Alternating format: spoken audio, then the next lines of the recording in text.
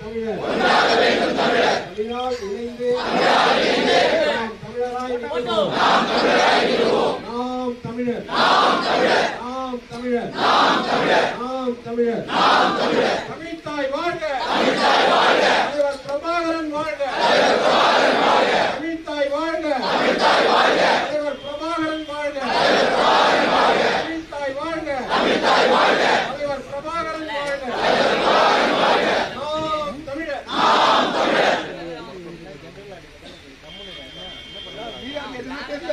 நான் உட்கார்ந்திருக்கேன். வீர வணக்கம் வீர வணக்கம் வீர வணக்கம் வீர வணக்கம் வீர வணக்கம் வீர வணக்கம் வீர வணக்கம் வீர வணக்கம் முள்ளிவாய்க்கால் மண்ணிலே முள்ளிவாய்க்கால் மண்ணிலே முள்ளிவாய்க்கால் மண்ணிலே முள்ளிவாய்க்கால் மண்ணிலே சிங்கள இனவெறிக்காரையரால் சிங்கள இனவெறிக்காரையரால் சிங்கள இனவெறிக்காரையரால் சிங்கள இனவெறிக்காரையரால் துள்ள துடிக்க கொல்லப்பட்ட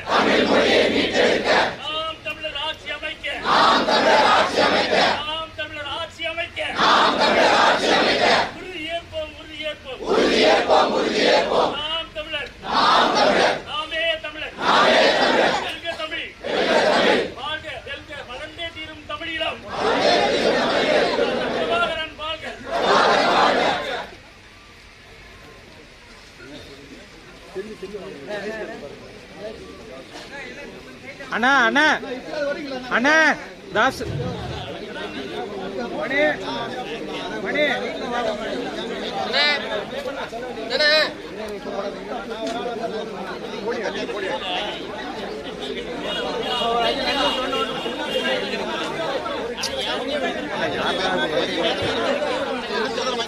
தாஸ் தாஸே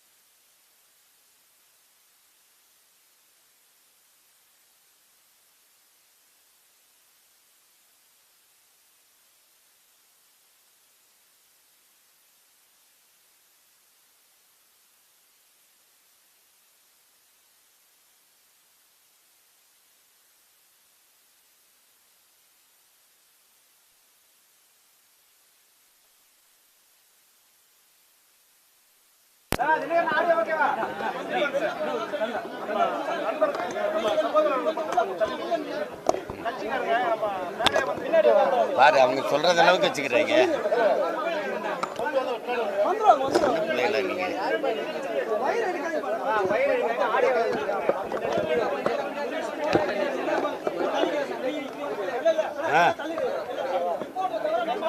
நீங்க தம்பி தம்பி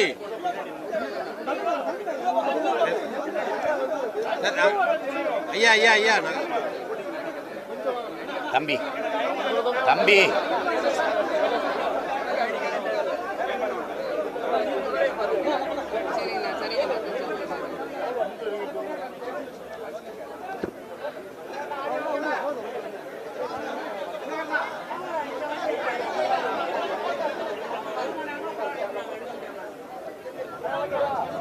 கொஞ்சம் கொஞ்சம் அப்படியே இருங்க, கொஞ்சம் இன்னும் கொஞ்சம்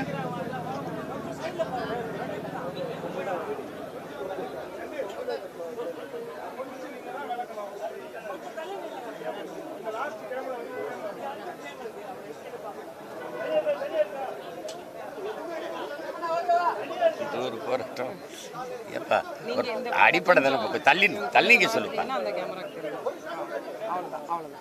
ஆ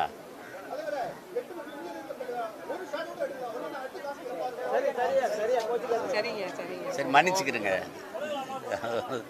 சரி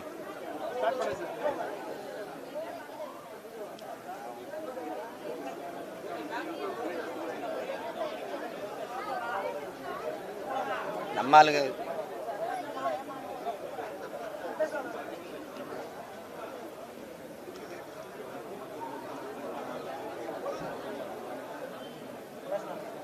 மே 18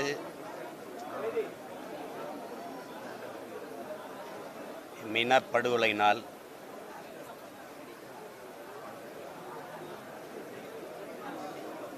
இதே நாளில் 2010 முள்ளிவாய்க்கால் முடிவல்ல எவ்விடத்தே யாம் வீழ்ந்தோம் என்று எண்ணினீர்களோ அந்த இடத்திலே யாம் எழுந்தோம் என்பதை காட்டுவதற்காகவே நாங்கள் நாம் தமிழர் என்கிற கட்சியை தொடங்கினோம். ஒவ்வொரு ஆண்டும் இதே நாளில் மக்கள் நாங்கள் கூடி இந்த இனப்படுகொலை உயிர் நீத்த எம் இன உறவுகளுக்கு வணக்கம் செலுத்துகிற நாள் இது. இம்முறை அப்படி நடத்த முடியல. காரணம் அதற்கு அனுமதி தரலை. காரணம் வாக்கு எண்ணி முடிக்கிற வரை அனுமதி இல்லை மறுத்துட்டதுனால அதை நாங்கள் அப்படி வழக்கம் போல் செய்ய முடியல. அதில் அதே உணர்வு அதே வலி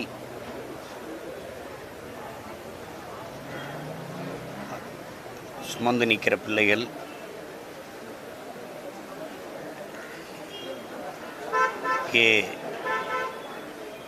என் தம்பி முத்துக்குமாரினுடைய மூச்சுக்காற்றை சுவாசித்து நிற்கிற பிள்ளைகள் நாங்கள். அவன் என்ன கனவுக்காக தன் உயிரை ஈந்தானோ அதே நோக்கத்தை சுமந்து நிற்கிற பிள்ளைகள் நாம் தமிழர் பிள்ளைகள். இந்நாளில் லட்சக்கணக்காக உயிர் நீத்த எம் இன சொந்தங்களுக்கு எங்களுடைய கண்ணீர் வணக்கத்தை செலுத்துகிறோம். போராடி உயிர் நீத்த நமது மாவீரர்களுக்கு நாங்கள் வீர வணக்கத்தை செலுத்துகிறோம். வேற ஏதாவது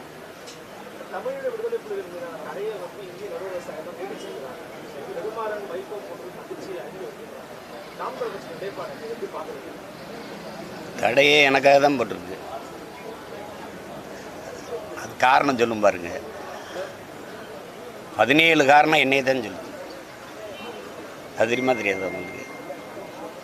நீதிமன்றத்தில் போய் உச்ச நீதிமன்றத்தில் 37 காரணம் சொல்லுது. அதில் 17 காரணம் என்னையே தான் சொல்லுது. உண்மையிலே 17 காரணம் அண்ணனை தான் சொல்லுது. அவர் ஆதரித்து பேசிட்டு இருக்கிறாரு அப்படின்னு. நான் கூட சொன்னேன், நீங்கள் தடையை நீக்குங்க, நான் அதை ஆதரித்து பேசுகிறத நிறுத்திடுறேன் அப்படின்னு.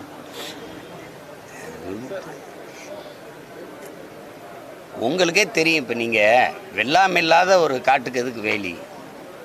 நாங்கள் எங்கேயுமே இல்லை. நாங்கள் விடுதலை புலிகள் எங்கே இருக்கோம்? எதுக்கு தடை? பேருக்கே இவ்வளோ பயந்தான். எப்படி சொல்கிறது சொல்லுங்கள். விடுதலை புலிகள்ங்கிற பேருக்கே உலகத்துக்கே தெரியுது. நீங்கள் ஒழிச்சிட்டேன்றீங்க, அழிச்சிட்டேன்றீங்க எங்களை. இப்போ உங்களுக்கு தெரியும், 15 ஆண்டுகளாக எந்த இதுவுமே இல்லை. அப்புறம் எதுக்கு நீங்கள் போய் தடையை வச்சுக்கிட்டு? நாங்கள் வேகமாக வளர்ந்துருவோங்கிறது தான். தடையை நீக்கிட்டால் என்ன ஆகும்னு நினைக்கிறீங்க? வேகமாக வளர்ந்துருவோம். இப்போ எங்கள் தலைவர் படத்தை போட விட மாட்டீங்க, பேரை சொல்ல விட மாட்டீங்க. உடனே ஒரு யூடியூப்பில் கம்ப்ளைண்ட் பண்ணி அடிச்சு விட்டு தடையை பண்ணிட்டுருவீங்க. அதானே செய்கிறீங்க. அப்போ அதுக்காக தான் இது தடையை நீட்டிச்சிட்டு போகிறது. சும்மா அது இந்தியாவில் தடை, நமக்கு இருக்கு. அதுக்கு நம்ம யார்? நாங்கள் இந்தியாவுக்குள்ளே இருக்கோமா? நாங்கள் இந்தியரா? இந்தியர் தானா? நாங்கள் இந்தியரா? சொல்லுங்கள், இந்தியரா? நாங்கள் யார்? நாங்களா? 850 பேர் செத்து விழுந்தோம் கடலுக்குள்ளே. எங்களை என்னைக்காவது இந்திய மீனவன் செத்தான்னு சொன்னீங்களா? காவிரியில் தண்ணி வாங்கி தர துப்பு இல்லை. என்னை வந்து பேசிட்டு இருக்கிறேன், நீ இந்தியன்னு போயிட்டு நகைச்சுவை பண்ணிட்டு இருக்க. மூர்க்கத்தனமா ஆவேசமா பேசுறதை நிறுத்திக்கணும்னு சொல்லிட்டு கருணா கட்சியில் இருக்கக்கூடிய மாநில துணை அந்த தேசிய துணைத் தலைவர் வந்து ஜெபசரவணன் வந்து சில நாட்களுக்கு முன்பு செய்தியாளர்களை சந்தித்து சொன்னாரு, இது தவறான அரசியல், தவறான பாதையில இளைஞர்களை கொண்டு போறத சொல்லியிருக்காரு. இதை தவிர்த்து யார் அவரு? ஜெபசரவணன் இல்லை, அவர் யாருன்னு கருணா கட்சி இலங்கையிலிருந்து வந்திருந்தாரு. கருணா கட்சியுடைய மாநில துணை தேசிய எங்கள் ஐயாட்ட கேட்போம். ஐயா, அப்படி ஒருவர் இருக்கிறதா நான் இன்றைக்கு தான் கேள்விப்படுறேன். இப்போ பேரையே நான் இப்போ கேள்விப்படுறேன். பத்தியில இது யாருன்னு தெரியுதுல்ல? இது யாருன்னு தெரியுதா? இலங்கையின் முன்னாள் நாடாளுமன்ற உறுப்பினர் சிவாஜிலிங்கம். ஜெபசரவணன்றவர் இலங்கையை சேர்ந்தவர் இல்லைங்களா சார்? இலங்கையை சேர்ந்தவரோ இல்லையோண்டு அவர் தன்னை கடை வச்சுட்டு காட்டுட்டு அது இருக்க. இது இலங்கையை சேர்ந்தவர்ன்றா போல அவர் பத்திரிகையாளர் சந்திப்பை ஏற்பாடு செய்து அந்த பத்திரிகையாளர் சந்திப்பில் இந்த மாதிரியான ஒரு குற்றச்சாட்டு. அவருக்கு என்ன பிரச்சனை? அவருக்கு என்ன? இல்லை தவறான அரசியல் கொண்டு போறதா அவர் இதில் 31 லட்சம் பேர் எனக்கு ஓட்டு போட்டிருக்காங்களா? அவங்களுக்கு தெரியாதானே தவறாக கொண்டு போகிறேன்னா சரியாக கொண்டு போகிறேன்னான்ட்டு. நீ உங்களோட பதில் அவ்வளவுதான். கருணாவே இன்றைக்கு மக்கள் அங்கே கணக்கெடுக்க இல்லை. ஒரு அவற்ற கட்சியில் இருக்கக்கூடிய இவர் ஒருத்தர் அப்படி பேரே உண்மையில நான் இப்போ இன்றைக்கு தான் நீங்கள் சொன்னது இப்படி ஒரு பேர் வழியை பற்றி கேள்விப்படுறேன்.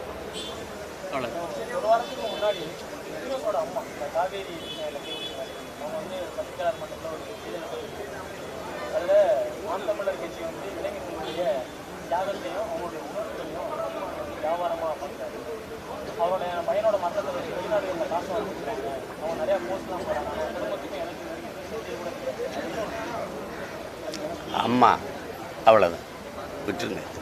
வேற ஏதாவது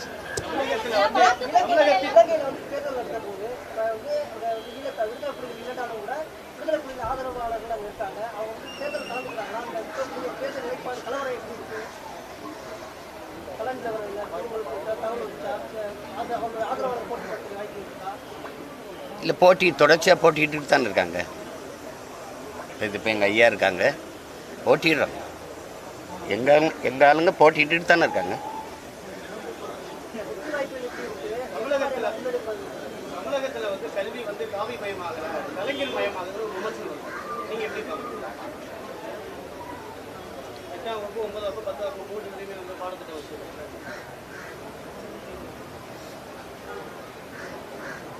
என்ன பதில் சொல்றது? வாழ்க்கை வரலாறு எல்லாத்தையும் சொல்லுவாங்க. கலைஞர் மயமான, காவி மயமான, தமிழ் மயமான. திராவிட அவங்க ஆட்சியில் அதை நிறுவ பார்ப்பாங்க. உங்களுக்கு புரியும்னு நினைக்கிறேன். நீங்கள் பல கோடி ரூபாயை போட்டு சமாதி கட்டுறது, பாடத்திட்டத்தில் கொண்டு வர்றது கொஞ்ச நாள் தான். அந்த பக்கங்களை கிழிச்சு தூர விசுறதுக்கு ரொம்ப நாள் ஆகுது. கொஞ்ச நாள் தான். அதிமுக ஆட்சிக்கு வந்தா கலைஞருடைய வரலாறு எதுவுமே வந்து பாடப்புத்தகத்துல இருக்காதுன்னு சொல்றாங்க. அதே போல நாம் தமிழர் கட்சியும் ஆட்சிக்கு அமைத்தால் இது போல நடவடிக்கை எடுக்குமா, இல்ல பிரபாகரன் இவர்களுடைய வரலாறு எதுவும் அதில் இணைக்கப்படுமா? அதுக்கான நாங்கள் வந்தால் எங்கள் இன வரலாறு தான் இருக்கும். திராவிடர்கள் வந்தால் அவங்க இன வரலாறு இருக்குது. அதுக்காவது அண்ணன் ஜெயிக்கணும்னு வேண்டிக்க. மீண்டும் மத்தியில் காங்கிரஸ் கவர்மெண்ட் வந்தா ராமர் கோவில் இடிக்கப்படும் இந்திய பிரதமர் வந்து குற்றச்சாட்டு வச்சிருக்காங்க. கோயில் அடிக்கிறது மசூதி அடிக்கிறதெல்லாம் அது பிஜேபி வேலை தானே. அது பெருமை அதெல்லாம் ஒரு வேலையா? கோயில் அடிக்கிறதெல்லாம் ஒரு வேலையா? அது அவர் எப்படி ஆரம்பிச்சிட்டார் பாருங்க. 10 ஆண்டு கால ஆட்சியில் ஒரு சாதனையை சொல்லி ஓட்டு கேட்க முடியல. கோயில் இடிச்சிருவாங்க, முஸ்லீம்களுக்கு எல்லாத்தையும் கொடுத்துருவாங்க, இது இப்படி தாலி அறுத்துருவாங்க, இப்படி இல்லாமல் பேசிட்டு இருப்பார். ஒரு தலைவருக்கான அழகே இல்லையே. எதையாவது பேசிட்டு அலையிறது. 10 ஆண்டு கால ஆட்சியில் இவ்வளவு நான் செஞ்சுருக்கேன், இவ்வளவு பண்ணியிருக்கேன், இந்த ஆட்சியின் சாதனை தொடர எனக்கு வாய்ப்பு தாங்கன்னு கேட்க முடியல அவங்களால. கோயில், சாமி, சாதி, மதம் இதே பேசிட்டு எத்தனை காலத்துக்கு ஓட்டுவீங்க சொல்லுங்க? கொடுமை.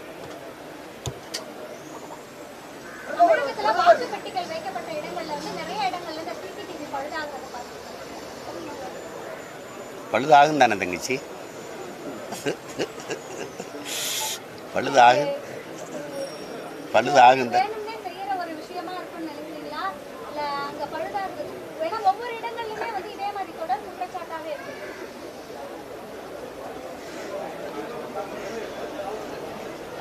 இது பலமுறை நம்மள சொல்லிட்டாங்க.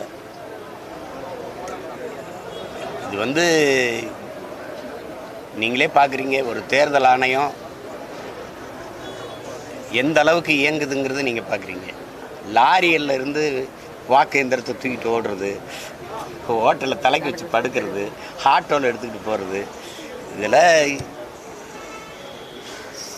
சிசிடிவி பழுதாகிறதுலாம் எங்கேயாவது ஒரு இடத்துல பழுதானா பரவாயில்ல, எல்லா இடத்துலையும் பழுதாகுதுன்னா யோசிக்க வேண்டிய விஷயம் தானே.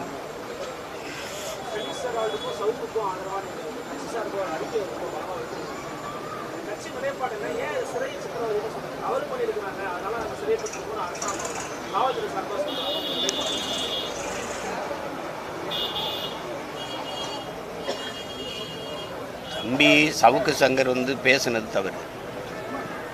இப்போ நான் உங்களுக்கு தனிப்பட்ட முறையில் நான் அதை விளக்க கடமைப்பட்டிருக்கேன். ஒரு பெண் வந்து என்னை பற்றி தவறாக 15 ஆண்டுகளாக பேசிட்டு இருக்கும்போது நீங்கள் எல்லா ஊடகவியலாளர்களும் அதை பற்றி கவலைப்படாமல் கொண்டாடிட்டு தான் இருந்தீங்க. எல்லாம் அரசு இல்லாத. எனக்கு ஒரு குடும்பம் இருக்குது, எனக்கு 2 பசங்க இருக்காங்க, எனக்கு மனைவி, எனக்கு அம்மா, அப்பா, மாமியார் எல்லாம் இருக்காங்க. அப்படிங்கிறதுலாம் யாருக்கும் நினைவில் இல்லை. ஆனால் ஏடிஜிபி அருண் அப்படின்னு நீங்கள் பார்க்குறீங்க, அவருக்கு 2 பெண் குழந்தைங்க இருக்காங்க, 2 பேருமே படிக்கிறாங்க கல்லூரியில். என் தங்கச்சிங்க. தன்னுடைய தந்தையை பற்றி நீங்கள் பேசுகிறத என் பிள்ளைங்க போய் எப்படி தன் தோழிகளை எதிர்கொள்வாங்க? எப்படி அதெல்லாம் யோசிக்கணும். சமூகத்தில் நீங்கள் எதையுமே யோசிக்காமல் எதையாவது பேசிவிட்டு போயிடுங்க. அப்படி பண்ணக்கூடாது. அது வந்து தம்பி சவுக்கு சங்கர் பெண் காவலர்களோட ஐயா ஏடிஜிபி அருண் அவர்களை இணைச்சி பேசுனதுங்கிறது தவறு. அதுக்கு இந்த கைது நடவடிக்கைங்கிறத நான் கண்டிக்கலை. குண்டாசு அளவுக்கு அது கஞ்சா வைக்கிறது, குண்டாசு போடுறது, இதெல்லாம் வந்து அதிகப்படியாக தெரியுது. இதெல்லாம் அரசினுடைய பழிவாங்க நடவடிக்கை. அதெல்லாம் தம்பி ஃபெலிக்ஸ் என்ன செஞ்சார் சார்? இப்போ நான் வந்து என் தலைவனை ஆதரித்து பேசுகிறேன் அப்படின்னா நான் தான் பொறுப்பேற்கணும். சொல்லி இந்த ஊடகம் ஏதாவது பொறுப்பேற்குமா? இப்போ நீங்கள் இப்போ பிரபாகரன் வாழ்க அப்படின்னு நான் சொன்னேன், நான் தான் என்னையே தான் நீங்கள் பொறுப்பை கைது பண்ணணும். இந்த இதெல்லாம் நீங்கள் ஒளிபரப்பிட்டீங்க அப்படின்னா அப்படி ஃபெலிக்ஸை கைது பண்ணதுங்கிறது ரொம்ப தவறு. இப்போ நீங்கள் உங்களை விமர்சிக்கிறதுக்கு நீங்கள் கைது பண்ணுறீங்கள, என்னையே, என்னுடைய குடும்பத்தை, எங்கள் கட்சியை, எங்களையெல்லாம் விமர்சிக்கிற அந்த வாடகை வாய்கள் இருக்குல்ல, திராவிட வாடகை வாய்கள், அவங்கள ஏதாவது நடவடிக்கை எடுத்துருக்கீங்களா? ஏதாவது இருக்கா? பேர் சொல்ல விரும்பலை, உங்களுக்கு தெரியும் எந்தெந்த ஊடகம்னு. ஏன் அவங்களெல்லாம் நீங்கள் ஒன்றுமே செய்யறதில்லை? எவ்வளவு இழிவாக பேசுகிறாங்க. அதை கேட்குற என் குடும்பம் என்னாகும், என்னை சுற்றி நிற்கிற என் குடும்பம் என்ன நினைப்பாங்க, இதெல்லாம் யோசிச்சு பார்க்கணும்ல. இப்போ நீங்கள் உங்களுக்குன்னா ஒன்று உடனே நடவடிக்கை எடுத்துருவீங்க. ஃபெலிக்ஸ் என்ன தவறு பண்ணாருன்னு சொல்லுங்கள். இப்போ நீங்கள் என்னை கேள்வி கேட்குறீங்க, நீங்கள் எப்படி குற்றவாளி ஆவீங்க சொல்லுங்கள். இது என்னுடைய கருத்துக்கு நான் தான் பொறுப்பேற்கணும் மொழிய எதுக்கு நீ அவரை கேள்வி கேட்டா, எதுக்கு அவர் போட்டாயின்னு உடனே உங்களை குற்றவாளியாக இருக்குன்னா எப்படி? ஃபெலிக்ஸை கைது பண்ணது ரொம்ப பெரிய தவறு, ரொம்ப பெரிய தவறு. அது இவ்வளவுக்கு என் தம்பி நாங்கள் ஃப்ளைட் டிக்கெட் போட்டு தர்றோம்னு சொன்னோம். உங்களை நம்ப முடியுதா பற்றில? நாங்கள் ஃப்ளைட் டிக்கெட் போட்டு தர்றோம் டெல்லியிலேருந்து இங்கே வர்றதுக்கு. ஆமாம், இல்லை ட்ரெயினில் தான் கூட்டி வருவோம்னா அதெல்லாம் ஒரு இதெல்லாம் என்ன விட போய் சொல்லுங்க. வீட்டில் போய் என்ன சோதிக்கிறேன்? ஏண்டா மலையை வெட்டி விற்கிறான், மண்ணள்ளி விற்கிறேன், நீங்களே இருக்கீங்க. சாராயம் விற்றுக்கிட்டு கஞ்சா விற்றுக்கிட்டு இருக்கிறவனே நீங்களே கவர்மெண்ட் நடந்துக்கிட்டு இருக்கிறீங்க. நீங்கள் அவன் என்ன பண்ணா நான் வீட்டில் போய் சோதிக்கிறேன். நீ கொடுமை, இதெல்லாம் ரொம்ப கொடுமை, இதெல்லாம் ரொம்ப கொடுமை. இதுக்காவது இவங்களை ஒழிக்கணும். மீண்டும் பாஜக ஆட்சிக்கு வந்தா மாநில முதலமைச்சர்கள் கைது செய்யப்படுவார்கள். ஸ்டாலின், மம்தா, பினராயி விஜயன் கைது செய்யணும். அரவிந்த் கெஜ்ரிவால் கட்டாயம் நடக்கும், உறுதியாக நடக்கும்.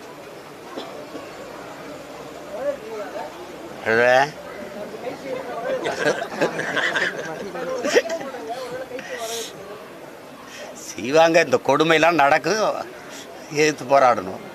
வேற என்ன செய்ய முடியும் சொல்லுங்கள்? என்ன பண்ணிட்டார் கெஜ்ரிவால்? அதானின்னு ஒன்றும் கிடையாது. அதானிக்கு பூரா முதலீடு வந்து மோடியோட காசு தான் அப்படின்னு பேசிட்டார். அதானே வேற ஏதாவது காரணம் இருக்கா? அப்புறம் ஜார்க்கண்ட் முதலமைச்சர் எதுக்கு கைது பண்ணீங்க? இது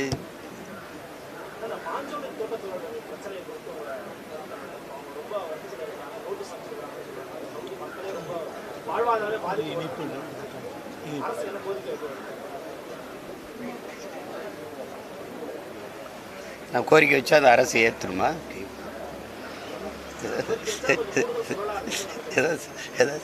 எந்த கோரிக்கையை நான் வச்சு கேட்டிருக்குது? அவர் ஒரு பாவம், அவருக்கு என்ன நடக்குன்னே தெரிய மாட்டேங்குது. அவரை போய் நம்ம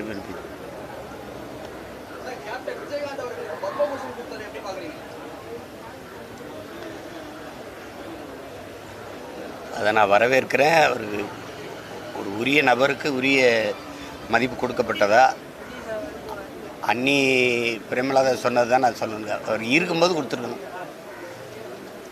இருக்கும்போது கொடுத்து பாராட்டியிருக்கணும் அவருக்கு. அவர் இல்லை, இப்போ அது பயன் இல்லை. அது அவங்களே சொல்கிறாங்க பாருங்கள். அந்த பெருமை அவருக்கு சேரலையே, அவருக்கு போய் சேரலையே. இப்போ அதுக்கு தகுதியான நபர் தான் பத்மபூஷன்.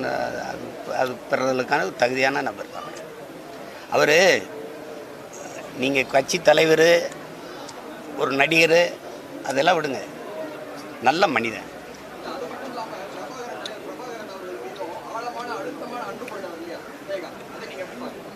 அதை அப்படி தான் பார்க்குறேன்.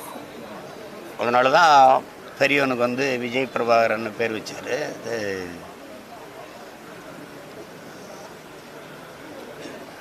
கேப்டன் பிரபாகரன் படம் எடுத்ததுக்கு எங்கள் அண்ணன் செல்வமணி சொல்லியிருக்காரு பாருங்க, தலைவரை பற்றி பேரில் எடுக்கிறோம், கவனமாக எடு செல்வமணி அப்படின்னு சொன்னாருன்னு சொல்லியிருக்காரு பாருங்க.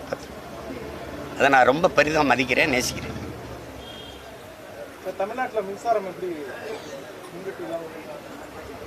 இது தெரிஞ்சது தானே. இது இப்படி ஒரு கேள்வி.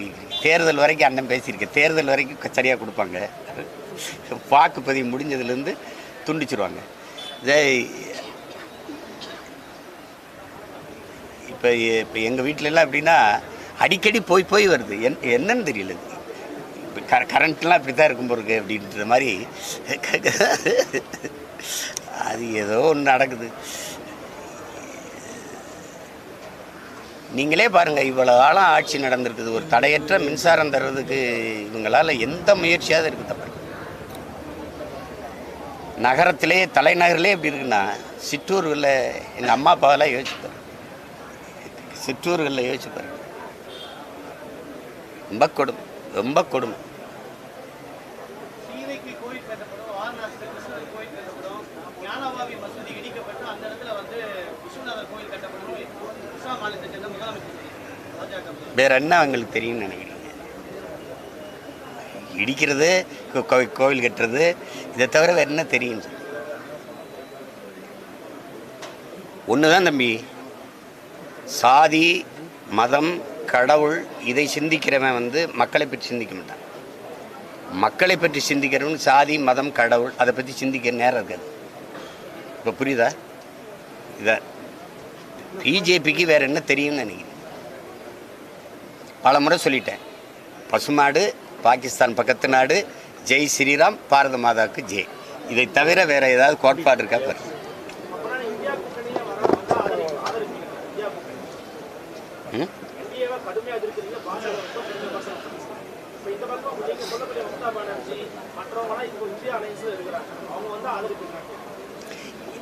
எனக்கு என்ன நடக்க போகுது சொல்லு, எனக்கு என்ன நடக்க போகுது? என் மொழி மீட்சிக்கு வருமா? கச்சத்தீவை மீட்குமா? என் மீனவர் பாதுகாப்புக்கு வருமா? ஏதாவது எனக்கு ஏதாவதுக்கு வருமா?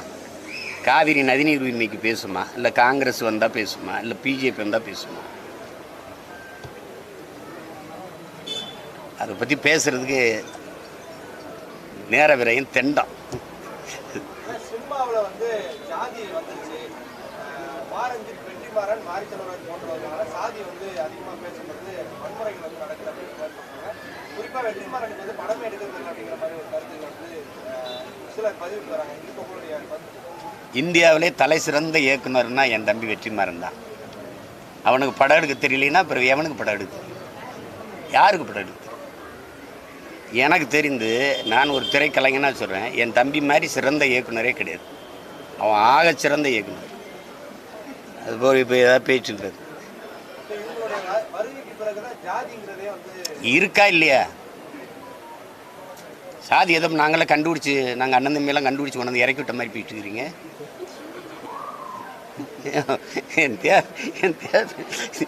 இருக்கா இல்லையா? அதான் பேச்சு. இப்போ இருக்கா இல்லையா? மேல் பாதியெல்லாம் போகலையா நீங்கள்? எதையாவது பேசிட்டு விடுது.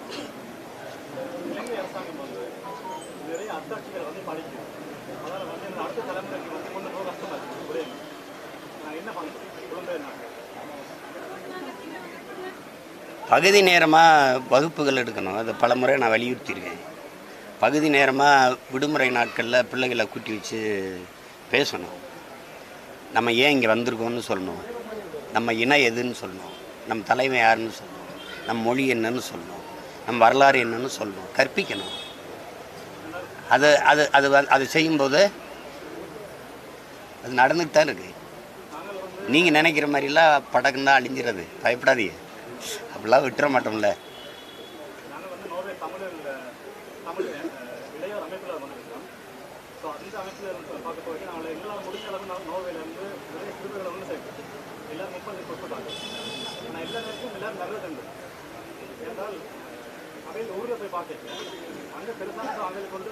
இல்லை, அது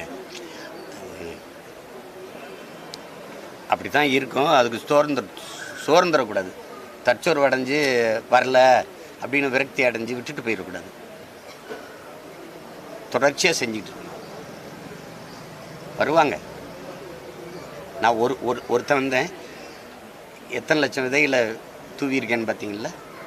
அதெல்லாம் முளைக்குதுல்ல, அது மாதிரி வரும். நம்பிக்கையோடு இருக்கும். மத்திய அரசு சிஏ சட்டத்தை 300 பேருக்கு நடைமுறைப்படுத்தி ஏற்கனவே வந்து ஈழத்தமிழருக்கு வழங்கணும் கோரிக்கை வைக்கிறோம். மத்திய அரசுக்கு நீங்கள் என்ன கோரிக்கை வைக்கிறீங்க? இப்போ இந்த அரசு எங்களை இந்துவாக பார்க்குதா? இதுதான் கேள்வி. இப்போ இருக்குது. இப்போ நீங்கள் அங்கேருந்து வர சீக்கியர் கொடுப்பீங்க, இந்துக்கு கொடுப்பீங்க, பௌத்தனுக்கு கொடுப்பீங்க, எல்லாம் கொடுக்குறேன்றீங்க. குடியிருங்க. நாங்கள் 35 ஆண்டுகள் ஆயிடுச்சு. நாங்கள் இங்கே வந்து ஒரு தலைமுறை தாண்டிட்டோம். எங்களுக்கு குடியுரிமை கொடுக்குறதுல உங்களுக்கு என்ன பிரச்சனை அப்படின்னா, நாங்கள் இந்துவா இல்லையாங்கிற கேள்வி எங்களுக்கு எழுமல. இப்போ நான் கேட்குறது நான் கேட்குறது திரும்ப திரும்ப கேட்குறேன், நாங்கள் இந்துவா இல்லையா?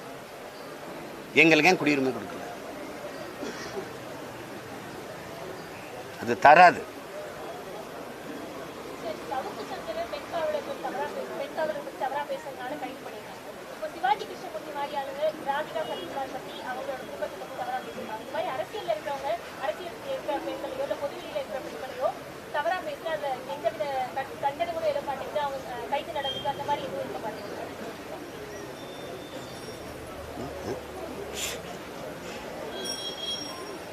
அவங்க ஆட்சி அவங்க பேசுகிறாங்க, இதுக்குன்னே ஒரு கூட்டத்தை வச்சுருப்பாங்க. கேடுகட்ட அநாகரிகமான கேவலமான அரசியலை தொடங்கினது ஐயா கருணாநிதி அவர்கள் தான். உங்களுக்கு வெற்றி கொண்டான் ஐயா மாதிரி இந்த தீப்பொறி ஆறுமுகம் இந்த மாதிரி ஆட்களையெல்லாம் வச்சுக்கிட்டு கேவலமாக பேசுவோம். அதில் இப்போ இவர் வந்திருக்காரு. இப்போ நீங்கள் சொல்கிற சிவாஜி கிருஷ்ணமூர்த்தியா, அதை தான் அன்னைக்கு முதல்ல கேள்வியாக எழுப்பினேன். இதெல்லாம் நான் எடுக்க மாட்டேறீங்க, ஃபெலிக்ஸை போய் கைது பண்ணி போட்டிருக்கீங்க அப்படின்னு. அது உண்மையிலேயே ஃபெலிக்ஸ் நாகரிகமான ஊடகவியலாளர். அவர் ரொம்ப கருத்தாக எடுத்து வைப்பார் ஒழிய கேவலமாலாம் தர்க்கம் செய்ய மாட்டார், பேச மாட்டார். அவரை கைது பண்ணதெல்லாம் கொடுமையிலும் கொடுமைன்னு தான் நான் சொல்கிறேன். அது மாதிரி இப்போ அவரை கட்சி விட்டு நீக்குவாங்க, அப்புறம் சேர்ப்பாங்க, கட்சி விட்டு நீக்குவாங்க, சேர்ப்பாங்க. அதெல்லாம் என்னவே பண்ண முடியும். கோவை சிறையில் கொல்லப்படுகிற பெண் காவலர்களுடைய பாதுகாப்பு தொடர்ச்சியாக அவங்க கூட ஒரு ஆண் காவலர் யாருமே இல்லை, எல்லாரும் பெண் காவலர்கள் இருக்காங்க, எல்லாரும் வீடியோ எடுக்கிறாங்க. அந்த மாதிரியான காட்சிகளை கூட வெளியிடலாம். அவனை அவமதிக்கணும்னு நினைக்கிறாங்க. கால் மேலே கால் போட்டு உட்கார்றது பார்க்குறீங்கல்ல. வெளியில் பேசாத, ஆய மூடிட்டு இரு அப்படின்னு சொல்லணும். அதுக்கு என்னென்ன செய்யணுமோ அவ்வளவும் செய்வாங்க. நான் அனுபவிக்காத சிறையா? சிறைக்குள்ளே எனக்கு தனி சிறை பார்த்துருக்கீங்களா நீங்கள்? ஜெயிலுக்குள்ளே எனக்கு தனியாக ஜெயில். என்னை யாரும் சந்திக்கக்கூடாது. அப்படி ஓராண்டு இருந்த வேணாம். இப்போ எவ்வளோ வலியும் வன்மமும் இருக்குன்னு பார்த்துக்க.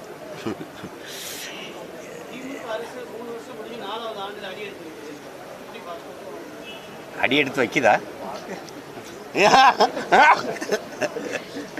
அடி எடுத்து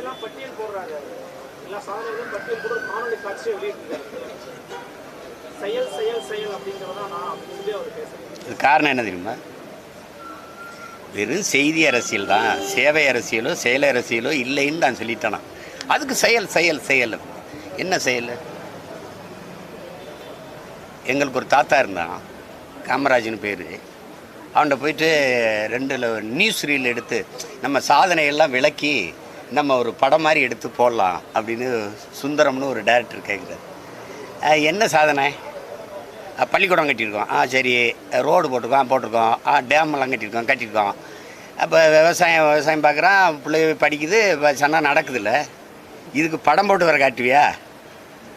அப்போது நீ சாதிச்சிருந்தீன்னா அதுக்கு உட்காந்து பேசிட்டு எதுக்கு இருக்க?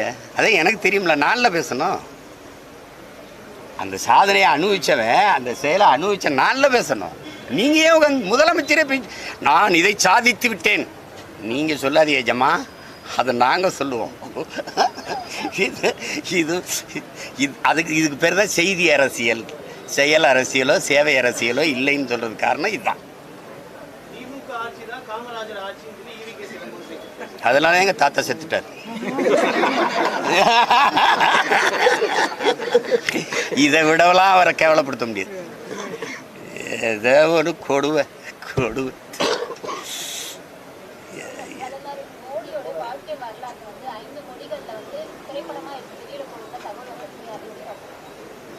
நான் அந்த படத்தை பார்க்க போகிறதில்ல, என் பிள்ளைகளை யாரும் பார்க்க போகிறதில்ல.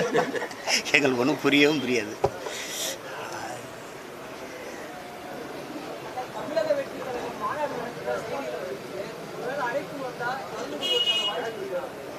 போவேன், போய் பங்கேற்பேன்.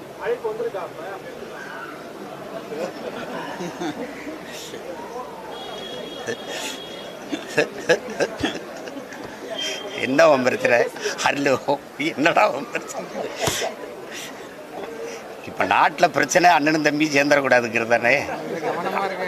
அதுதானே.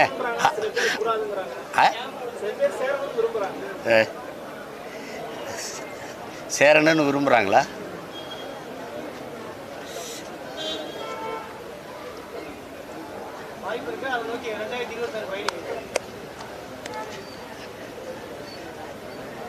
என் தம்பி சொன்னதே நான் சொல்லுவா, வெயிட்டிங். தாக்கத்துக்காக நிறைய இடங்கள்ல தண்ணீர் பந்தல்லாம் திறக்கப்படுது. ஆனால் 2 நாள் கழிச்சு பார்த்தா அந்த இடத்துல தண்ணீர் பந்தல் தொடர்ச்சியாக இருக்கும்னு சொல்லி தான் முதல்ல மக்களோட தாக்கத்துக்கு நிறைய இடங்கள்ல இருக்கிறது இல்லை. முதல் நாள் மட்டுமே நிறைய இடங்கள்ல தடுப்பூசி அந்த மாதிரி பழங்கள்லாம் கொடுக்குறாங்க. அடுத்த 2 நாள் கழிச்சு பார்த்தா வெறும் வாட்டர் கேன ஒரு டம்ளர் கொடுத்தாங்க. இல்லை, அது அவங்க எப்படி பண்ணுறாங்கன்னு தெரியல. நாம் தொடர்ச்சியாக செய்கிறோம். நம்ம பிள்ளைங்க தொடர்ச்சியாக நாங்கள் வந்து பறவைகளுக்கு தண்ணி வைக்கணும், விலங்குகளுக்கு தண்ணி வைக்கணும், உணவு வைக்கணும்னு சொல்லி அதை தொடர்ச்சியாக செய்கிறோம்.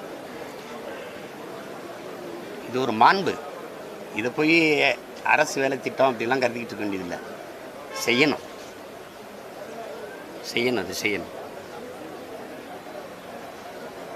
வேற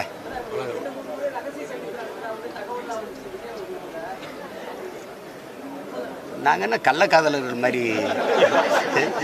அண்ணனும் தம்பியும் சந்திக்கிறதுல என்னங்க ரகசிய வேட்டி கிடக்குது? சந்திச்சா சந்திப்போம், இதில் என்ன இருக்குது? அவர் படப்பிடிப்பில் இருக்காரு, கொஞ்சம் வேலையாக இருக்காரு, சந்திப்போம். அண்ணாமலையோட பயோபிக்ல விஷால் அடிக்கிறாரா? கேள்விப்பட்டீங்களா?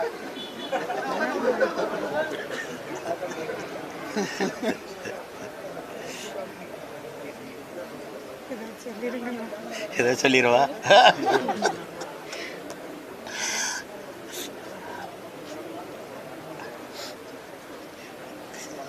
ஏதோ நடக்கட்டும்.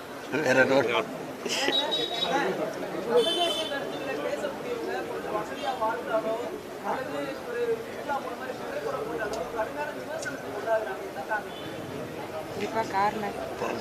என் தங்கச்சிக்கு ஒரு காருக்கு பக்கத்தில் நின்ட்டா, அவளை படாபாடு படுத்துறாங்க. உண்மையிலேயே என் தங்கச்சி கார் வாங்கினது உங்களுக்கு என்னடா பிரச்சனை? என்ன பிரச்சனை உங்களுக்கு? தமிழ் தேசியம்னா என்னென்ன அவங்க நினச்சிருக்காங்கன்னா, ஒரு சோழனா பைய, ஒரு தேஞ்ச செப்பு, ரப்பர் செருப்பு, அப்படியே ஒரு அப்படி வச்சுக்கிட்டு அப்படியே பிசைக்கிற மாதிரி இருக்கணும்னு நினைக்கிறேன். ஏண்டா வந்த நாய் கண்ட நாயெல்லாம் கோடியாக கொள்ளையடித்து வாழும்போது சொந்த மண்ணின் பிள்ளைய நாங்கள் வாழ்கிறதுல என்னடா உங்களுக்கு பிரச்சனை? நாங்கள் கார் வச்சுருக்கிறது பொறாமை இருக்கா? அதுக்காகவே கார் வைப்போம். நாங்கள் நல்லா சட்டை போடுறது, சீமான் பாருங்க சட்டை பிராண்டாக போடுறாரு, அதுக்காகவே போடுறேன்டா, அதுக்காக என்ன தேவை ஒன்று பேசிட்டு அலையிறது பைத்தியக்காரங்க.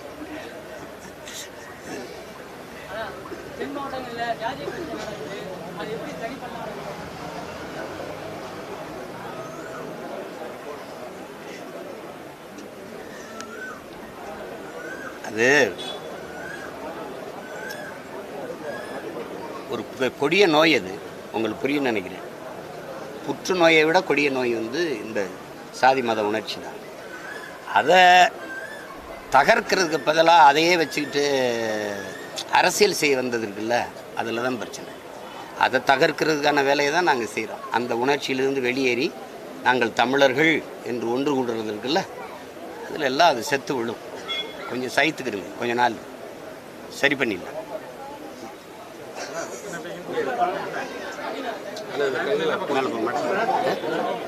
கஞ்சி சரி கொடுங்க.